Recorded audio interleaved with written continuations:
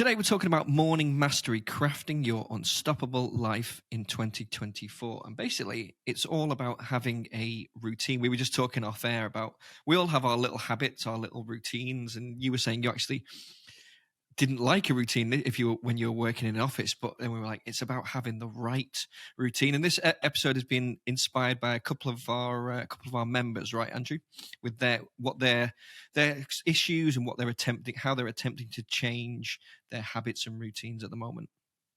That's it. We were talking within our community. We've got a private community for our Strength Matters Black Belt Academy members, and time management comes up a lot. Something that resonates. It will resonate, I'm sure, with you, Josh, as well. That I was always struggling. Time management, getting the kids out in the morning, mate, is. I was always busy, but I was not productive, and it was finding, for me, it was finding some routine. As you said, I used to hate routine back in the day, back in the previous career in the office, but becoming a business owner, you've got to have some order, some process to follow so that you can get momentum moving forwards. And this particular one that we're going to outline today is something that I've discovered, and it's something I've adapted, as we'll explain, and something that I figure will be beneficial to not only to our community members, but to anybody listening to this episode. So it's all about having a good morning ritual, or at least starting your day in the right way. Where did this idea just briefly come from initially? I was fortunate enough to see S.A.V.E.R.S on stage. He's the author of a book called The Miracle Morning, and this is where this concept comes from. I can't remember his full story, but he'd been involved in a car crash, I think, and then he'd looking to get his life back on track and realized he needed some focus, some direction, and some plan. And he'd studied what sets the successful people apart from those that are perhaps more you'd expect to do more, but they struggle with getting any traction. And he found that there was particular elements that these successful people would follow that set them apart from the people that struggled. And he then realized that by blending various elements together, it projected him forward, and he become even more successful. So his book is called The Miracle Morning. He being S.A.V.E.R.S, you can find it in any good bookstore. So he came up with the morning ritual that he called Lifesavers. Which is Savers is the acronym. Can you break it down for us, what that stands for? Yeah, basically the first one is silence. Then there's affirmations, visualization, exercise, reading, and scribing.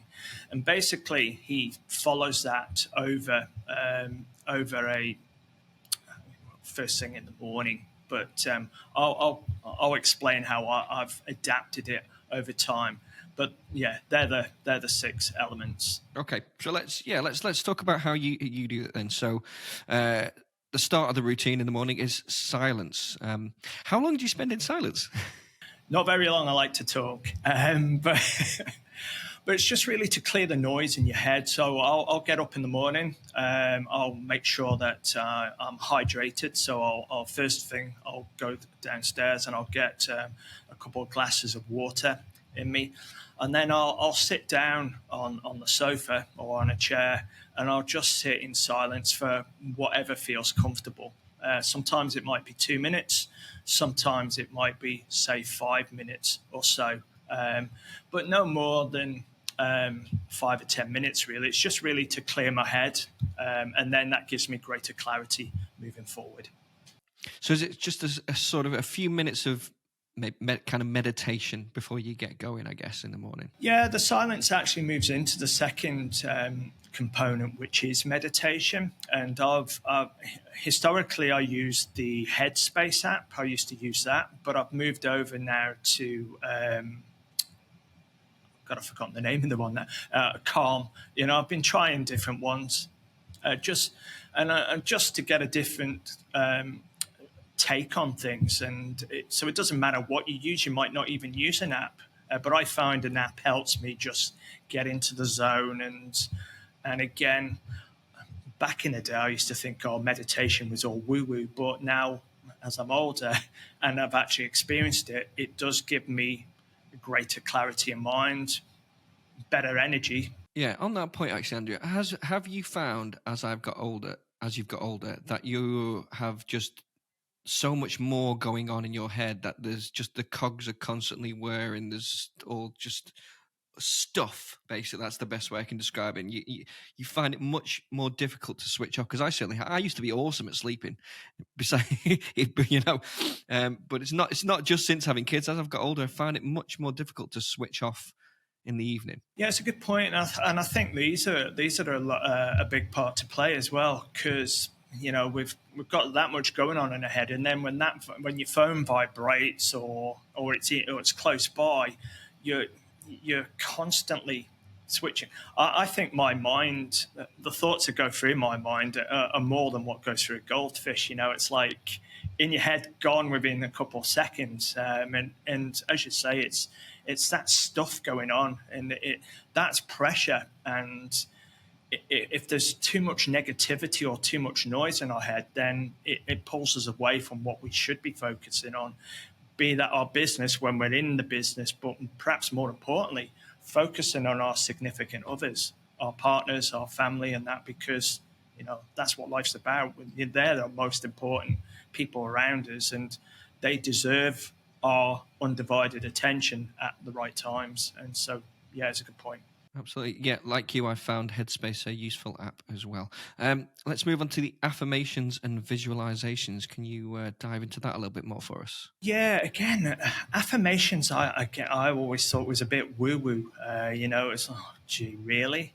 But again, it's like, if you've got something written, like any goal, if it's in your head, yes, you might think about it, but it's forgotten. But if it's written down and it's defined, any SMART goal, I don't need to tell fitness professionals all about them, or shouldn't have to tell fitness professionals about them.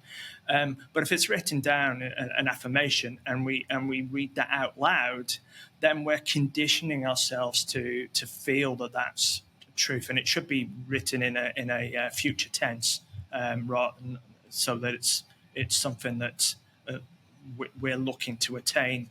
Just going to strive towards, yeah. Yeah. But visualization, I've seen that happen to me, and the example I can give is way back. Sheena and I, we went backpacking in Australia. We were in Perth, loved it. Come back home. This was back 2001, and I always wanted to be back out there. And I had this mantra, this visualization, that I could see myself driving down the West Coast Highway, wind blowing in my hair. You can tell how long ago that was. Open top car, going down, sun beaming, and enjoying life. Fast forward 10 years, I was on the way from Perth to Fremantle, going down the West Coast Highway. Window wound down in my car, didn't have the open top sports car. Wind blowing in my face, the hair had gone by then. But then I realized that visualization had not totally come true, but it had come true. I was living that it was a reality. So visualization, then, to me, that was a powerful evidence that, hey, this thing works. So always been a big fan of it since. Fantastic. So the E, exercise, I think that's a pretty easy one to get on with. Does he generally suggest exercising in the morning is the best idea as far as he's concerned? He found it to be the best because you've got it done. You're not finding an excuse then, which as Fit Pros, working with clients or even ourselves, we get that busy in the business. I've made the mistake myself. I was focusing on my clients, and then I'll get to my session later when I've got a break. But then something happens, and we just, I'll do it tomorrow, and tomorrow never comes. So it makes sense that if we're busy, let's get it done, get the most important thing done, and we've got to look after number one to be able to look after others. So getting it done in the morning does make sense. Fantastic. And we come to R. What are the R and the S? Reading and scribing.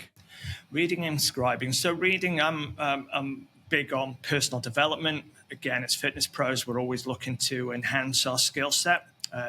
So reading could be listening to an audio book, but I'm old school. I like to have a physical book or magazine or whatever it might be, so long as we're learning. So that's the reading side. And then the scribing is just writing a journal, because again, if we're writing things down, problems or any successes we've had, it's just helping us clear the mind. It frees up the brain, doesn't it? Just getting some bits down on a piece of paper, quick bit of scribbling, gets it out your mind. That's it. So it's just all of these enhanced together. And Hal recommends, he calls it his miracle morning, but I found that it didn't sit with me doing this all first thing in the morning. So I make it my miracle day. So I'll do elements in the morning, and then I'll do my exercise a little later. And I prefer to do my reading when I've finished, and then my journaling, my scribing at the end. So it's using the S.A.V.E.R.S principle, but then adapting it to fit your lifestyle. I was going to say, because I'm sure there's lots of fit pros and gym owners, etc., listening, thinking, I get up at 4:30 in the morning to go to clients. How on earth can I fit all this in?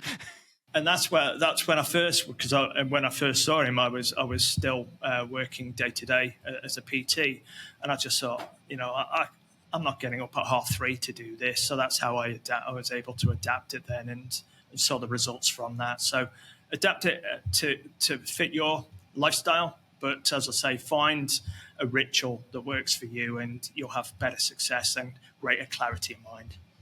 Absolutely fantastic indeed. Craft your own morning or daily routine, let's say, and it'll set you up for success long term. That is it for today. Please don't forget to rate, review, and subscribe. And if you want to find out what's holding you back from growing your fitness business and get yourself a free website audit, go to strengthmatters.com/audit.